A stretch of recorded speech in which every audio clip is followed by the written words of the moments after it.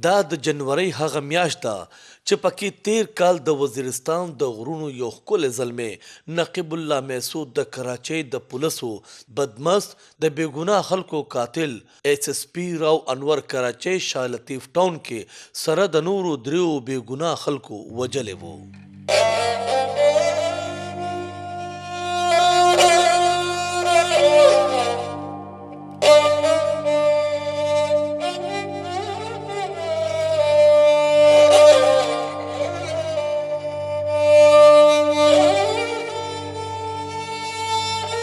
نقیب الله د جنازې مونځ د شپې په سرابګوټ کې سر ته رسولو پس د دې بېګناه جست خاکي د وزیرستان په لور روان کړې شوه.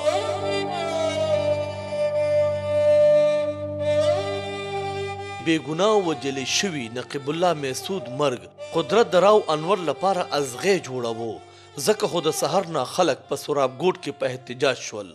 احتجاجي سلسلې او بیا درنې دومره زور جوړ کړو چې ټول ملک د دې نه خبر شو چې راو انور بېګناه نقیب الله وجلی او زور به ولې نه جوړېدو.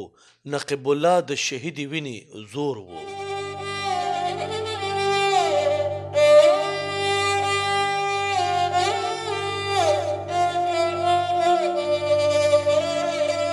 بیا څه و چې سیاسي، مذهبي، حکومتي غرض دا چې هرې طبقې خلکو په احتجاج کې د غم ځپلو سره د غمرازۍ داسې سلسله وتړله چې هغه راو انور چې چا د کراچۍ په خلکو کې خپله یوه یره ترخه جوړه کړې وه د هغه بدمست قاتل پر ضد مقدمه درج شوه.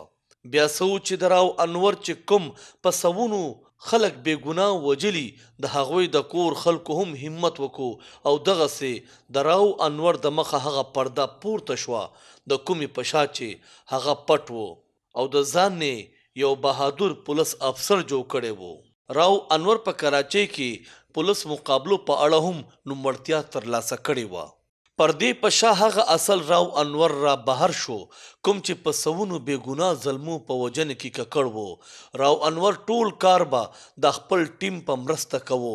په باقاعده توګه وردیوال یو قاتل وینګ تیار کړی و. راو انور په ضد مقدمې خو درج شوې ولې ډیره په مشکله او د ډیر وخت نه وروستو راو انور ګرفتاره کړی شو. بیا په عدالتونو کې د کیس اوریدنه شروع شوه. راو انور به عدالت ته داسې راتلو چې غیر چاپیر به ترېنه د وکیلانو یو ټیم و او د پولیسو لوی پروتوکول به ورسره و. ولې بل اړخ ته د بېګناه نقیب الله پلار یک تنها به په ځان پورې حیرانه و چې مجرم ته نه هتکړی او نه د مجرمانو ګاډی. نقیب الله پلار به عدالت نه داسې بهر راوتو لکه چې قتلونه ټول هم دوی کړي وي. د نقیب الله وجنې کیس اوریدنه کیږي ولې هغه قاتل راو انور نه چا په هتکړو بندیوان کړو او نه تر اوسه انصاف وکړی شو. کال پوره شو، نقیب الله محسود ماشومان انصاف ته سترګې په لار دي او د نقیب الله پلار عدالتونو چکرو او د بېوسۍ د لاسه سخت غمجن شوی دی. د دې کیس انجام ته ټول قام په انتظار دی. ټول قام د انصاف کتل غواړي. خدای خبر چې انصاف به وشي او که نه قاتلان به هم دغه رنګ په پروتوکول کې آزاد ګرځي او که نه. نعمت زاده، خیبر نیوز، کراچۍ.